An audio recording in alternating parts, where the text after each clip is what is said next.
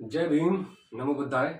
आज हम लेकर आए हैं क्लास 10 का एक टॉपिक है रियल नंबर्स, और इसमें से हमने क्वेश्चन पिक करा है prove that √3 is irrational number. मतलब हमें ये प्रूव करना है कि ये √3 है, ये एक इरेशनल नंबर है। तो मैं आपको बता देता हूँ रैशनल नंबर क्या होता है। रैशनल नंबर क्या होता है, मान लीजिए रैशनल नंबर है। रैशनल नंबर को हम इसको एज ए फ्रैक्शन कंसिडर कर सकते हैं। Fraction means it's a kind of fraction. और फ्रैक्शन क्या होता है? फ्रैक्शन होता है जैसे कि मान लीजिए 1/2 या 3/2 का फ्रैक्शन है, फ्रैक्शन है ये, ठीक है। हम मान लेते हैं ये न्यूमरेटर होता है, ये डिनोमिनेटर होता है, ठीक है। न्यूमरेटर को हम मान लेते हैं P, डिनोमिनेटर को मान लेते हैं Q, ठीक है। तो इस तरीके से जो डिविजिबल होगा वो पॉइंट में जैसे ये आ जाएगा 0.5 इस तरीके से।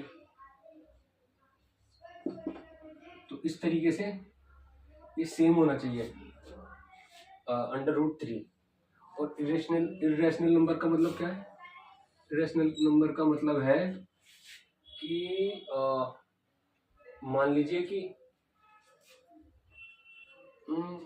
ये पाई है, पाई की वैल्यू क्या होती है 22/7, 3.14। ये पॉइंट में इस तरीके से आ रहा है, ठीक है। अब ये √3, अब ये इसकी डिनोमिनेटर में है ही नहीं कुछ, तो इसके क्वेश्चन से पता चल रहा है कि ये रैशनल नंबर है। लेकिन हम इसको प्रूव करेंगे किस तरीके से। और एक चीज और ध्यान रखना कि जो रैशनल नंबर होता है इसमें जो डिनोमिनेटर होता है, डिनोमिनेटर जो होता है वो कभी 0 नहीं होगा। जैसे कि यहाँ 5 है, ये 0 कभी होगा ही नहीं। अगर इस तरीके से है तो रैशनल नंबर ही नहीं है वो। तो आइए इसको क्वेश्चन को सॉल्व करते हैं।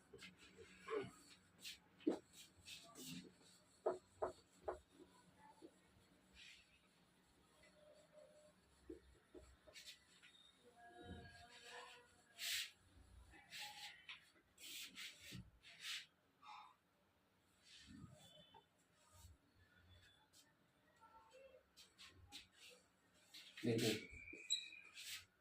लेट एज्यूम, हम इसको एज्यूम कर लेते हैं that √3 is a rational number, ठीक है।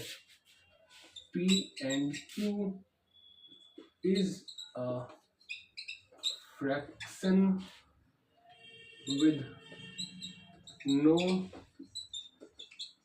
common factor, ठीक है। कोई कॉमन फैक्टर दे नहीं रखा है इसका।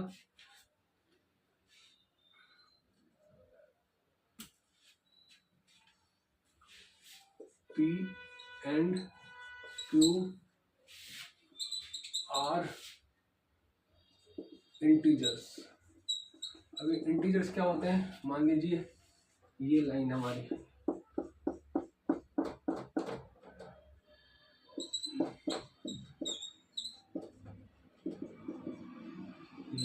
ये सब हमारे इंटीजर्स है। ये इंटीजर्स है, नेगेटिव है, पॉजिटिव है, ठीक है। ये इंटीजर्स होते हैं।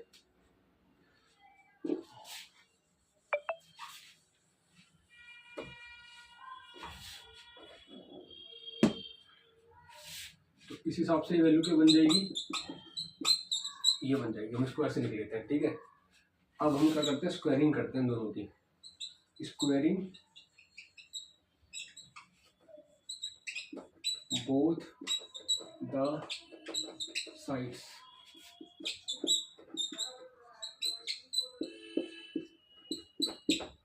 ठीक है। ये क्या बन जाएगा 3, ये पी क्यू ये स्क्वायर बन जाएगा। ठीक है, ये होगी पहली इक्वेशन।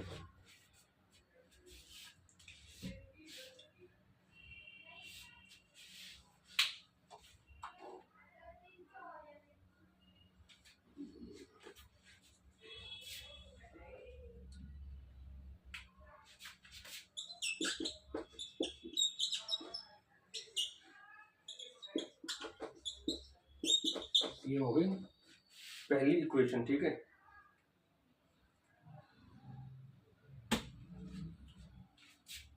अगर ये जैसे यहाँ था, ये इसको हम यहाँ लाएंगे तो इसको हम देखो ऐसे भी लिख सकते हैं, क्यू स्क्वायर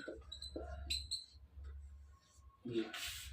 तो ये हमें क्या दिखाता है, this implies that p square is divisible by 3। ठीक है, divisible by 3, so p must be divisible by 3। अगर p स्क्वायर डिविजिबल है जैसे ये बाय 3, तो p तो अपने आप डिविजन होगा ही होगा। ठीक है,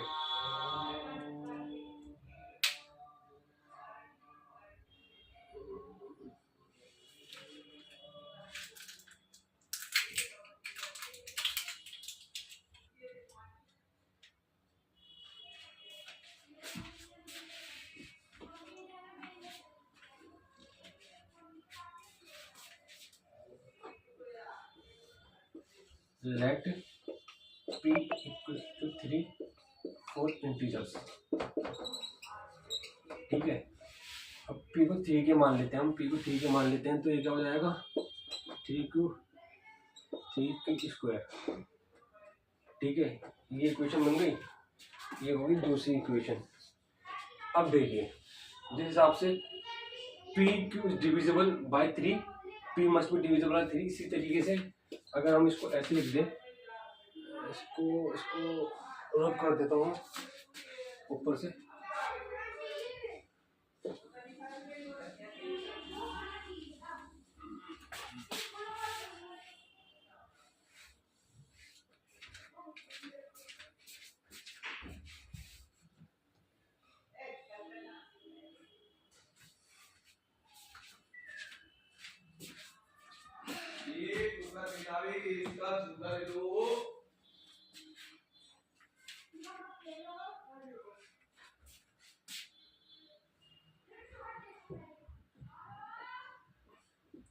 अगर इसको मैं ऐसे लिख दूं,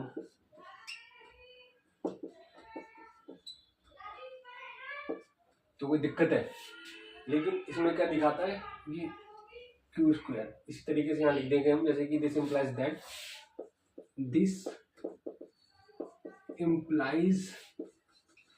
that Q square is divisible by 3, so q must be divisible by 3।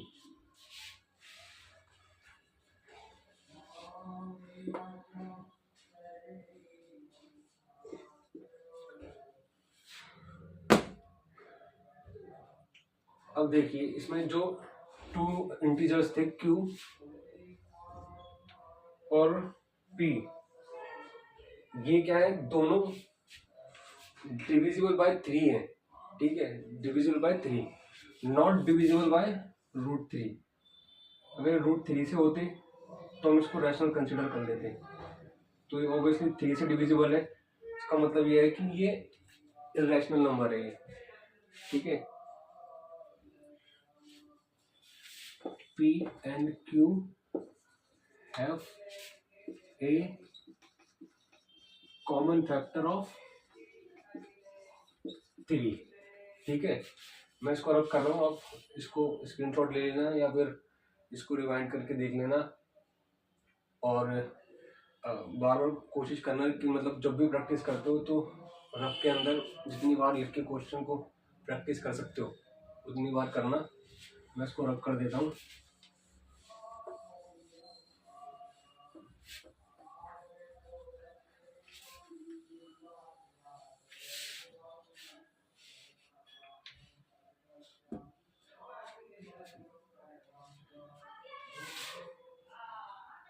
This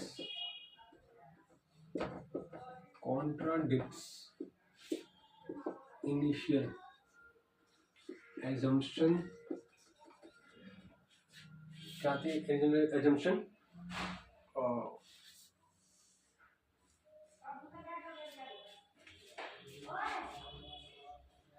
PQ is lowest factor।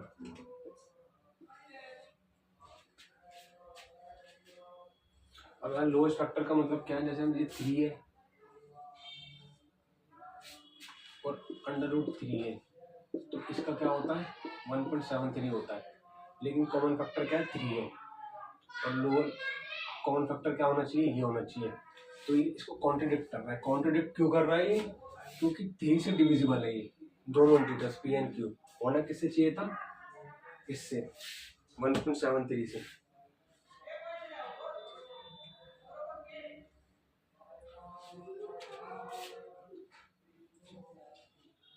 अब इसकी वैल्यू ये होती है। वैल्यू कैसे आई है, अगर आपने स्क्वायर रूट पढ़ा होगा तो मैं आपको दिखाता हूँ कैसे आती है वैल्यू। ये 3 है, ये एक इंटीजर है, एक को 1 करेंगे 1 बन जाएगा, 2 से 2 करेंगे 4 बन जाएगा, ज़्यादा हो जाएगा तो हम इसको 1 से 1 इंटू करते हैं, ये बन जाएगा 2।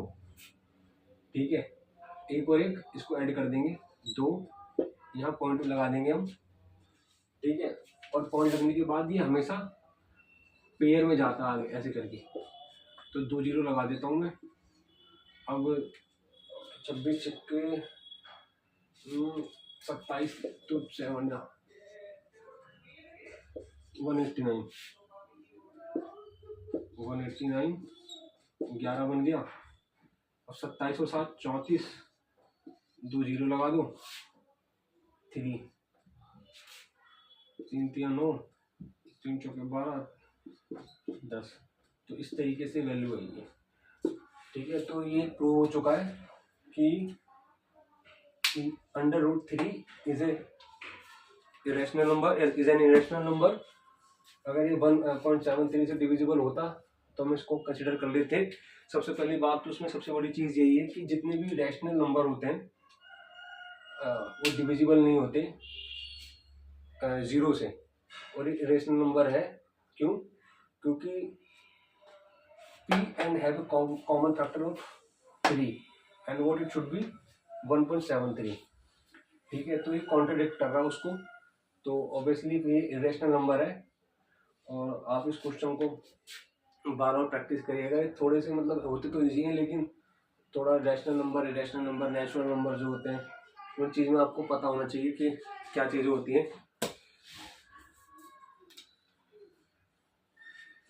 तो आप इसको नोट डाउन कर लीजिएगा और बार बार देखिए आप। और उसमें आपको बताना चाहूँगा कि आपके जितने भी क्लास 10 के स्टूडेंट्स हैं उनको शेयर कर दीजिए और कोशिश कीजिए कि ज़्यादा से ज़्यादा लोग जुड़ें और वीडियो पर लाइक कमेंट शेयर ज़रूर कीजिए।